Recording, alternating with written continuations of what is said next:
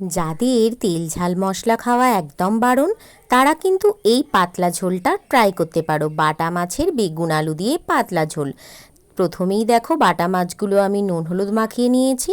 তারপর লম্বা করে আলু আর লম্বা করে বেগুন কেটে তাতেও নুন হলুদ মাখিয়ে নিয়েছি। এইদিকে আমি নিয়ে নিয়েছি কাঁচা লঙ্কা দুটো আর কালো জিরে, আর এখানে নিয়েছি নুন, ধনে গুঁড়ো, জিরে গুঁড়ো, হলুদ গুঁড়ো।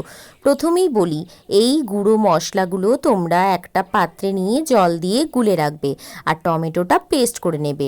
এবার দেখো কড়াইয়ে সামান্য ফরচুনের রাইস ব্র্যান্ড অয়েল দিয়ে দিয়েছি।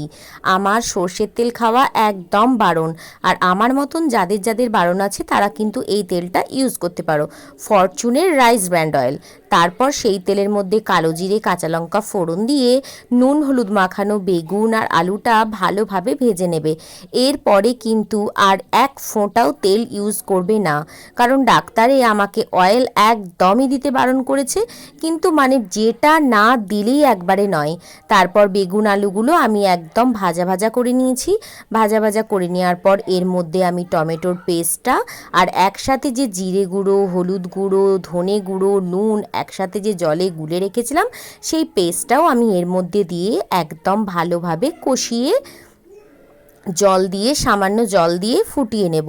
আলুগুলো সেদ্ধ হয়ে গেলে এর মধ্যে বাটা মাছগুলো সুন্দর করে দিয়ে দেখব নুনটা পরিমাণে ঠিক আছে নাকি, একটু সামান্য টেস্ট করে দেখে নেবে। যদি একদম নুন ঠিক থাকে তাহলে একদম গরম গরম ভাতের সাথে খেয়ে নাও।